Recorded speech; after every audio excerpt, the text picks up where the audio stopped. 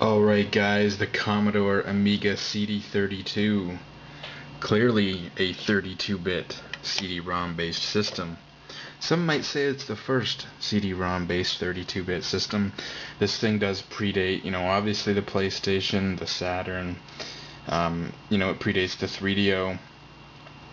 But there is a system in Japan called the FM Towns Marty. Now the FM Towns Marty technically did come out before this machine. So some people just say that this is the first 32-bit CD-ROM based system in Europe. But some argue that this is truly a 32-bit system, whereas the FM Towns Marty isn't. The FM Towns Marty was based on a 386 processor, an actual Intel 386 computer PC processor, and externally it was technically a 16-bit bus. Whereas the Motorola processor in this machine is truly a 32-bit bus. So in some ways, this is the first 32-bit CD-ROM based system. And basically what Commodore did was they built this machine basing it off of an Amiga 1200 computer. The same processor.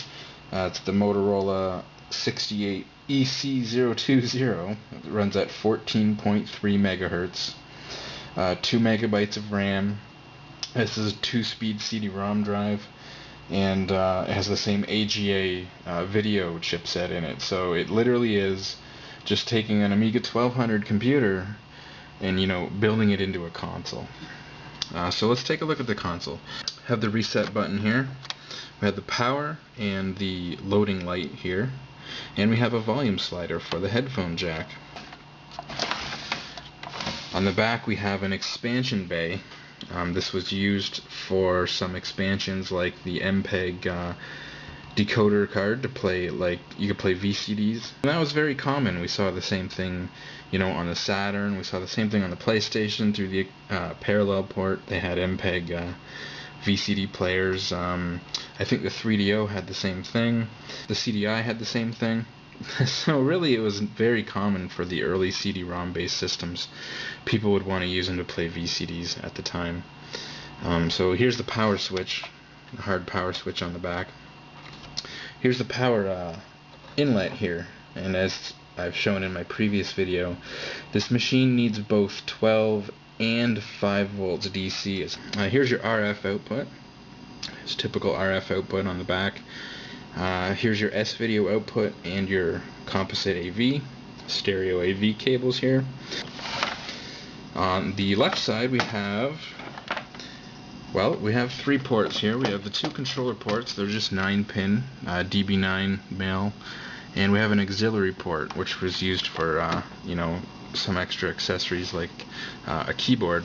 You could basically, since this is basically an Amiga 1200 computer, you could essentially hook up a mouse, a keyboard, even a hard drive, and basically use this just like you would an Amiga 1200 computer. That was also good for the games, because the games that are on this are the same games that are on the Amiga 1200. I'm pretty certain most of the games for this machine will actually work on an Amiga 1200 computer. So it wasn't like they had to, teach programmers how to make games for this. The Amiga computers were already very popular, especially in Europe, where this machine was popular. So, it would have been very easy to fork out lots of games for this system. And, well, as we can see here, I have a fair bit of games here, and there were a lot of games for this system. The system did so well in the UK, it actually outsold the Sega Mega CD, which is the Sega CD essentially. So this outsold the Sega CD, this outsold the CDI, this even outsold PC CD-ROMs and software sales in 1993, 1994. So this machine did very good in the UK. Unfortunately, it didn't do very good anywhere else. This machine was not released in the United States. Commodore had some royalty fees for some certain patents, and I think they had some other lawsuits that they had not paid, and a federal judge put some sort of restraint on Commodore, where Commodore was not allowed to import any machines into the United States of America. And that happened around the same time this system would have came out. So this system unfortunately did not see the United States. That probably would have helped the system. I think they had a factory ready to make the American versions of the console. There were a small number made, but you know, obviously not very much. It was sold in Canada. I've mentioned that, oddly enough. You know, it wasn't allowed to be sold in the States, but it was still allowed to be sold in Canada. So, you know, that factory that was making the North American consoles, the NTSC consoles, you know, they were sold in Canada. Unfortunately, though, this one's PAL. This will not work on my TV. This will not work on any of the extra monitors I have. I have a couple of Commodore monitors. One that I thought would take PAL. It does not seem to work. You know, you get a black and white picture. Sometimes it jumps around or it gets all scrambled, but you will not get the proper picture. So there's a few things that I have to do with this. One is I'm going to keep an eye out, and if I ever see a PAL television, maybe in a flea market or something, or in a pawn shop, an older television that will take in a PAL video signal, I will pick that up. More likely, though, I'll stumble across some sort of a video converter. You can get like little converter boxes that you plug in the PAL video source, and then it outputs NTSC, so it's like a little video conversion box. I'm going to have to keep my eyes out for something like that. Also, my TV tuner, the ATI 650, is supposedly at its hardware level. It's capable of tuning in NTSC and PAL, but you know, the software doesn't allow it. So there may be like a firmware hack, or there may be like a software hack, where you can get that thing to work with PAL. But as of yet, I have not gotten any way to play this properly. So I'm going to show you a few tricks. The reason I thought I was going to be able to use this, yes, I understand, you know, I've always understood the difference between PAL and NTSC. I've always understood that a PAL device would not work on my televisions. So it wasn't really a surprise, but what happened was when I got this system from, I guess it's Dean. I've been calling him Dino for the longest time. I have a feeling it's Dean, but he's never said anything about it. But when I first got this system from him, I looked something up, and it was a pretty neat little hack. And what you do is you can take an Amiga mouse, which I happen to have. This is the Amiga mouse from a Commodore 6, or sorry, from my Amiga 500. Sorry. Plug it into mouse port 2, and hold down both mouse buttons as you turn on the system. This loads the system up into like a secret little BIOS, or a secret little menu that it has, like a developer menu or whatever. And in here you can see boot options, display options, expansion board diagnostics, a couple of boot options here at the bottom. And yes, the mouse works. I know you guys can't see this on the screen, it's going to flicker like crazy.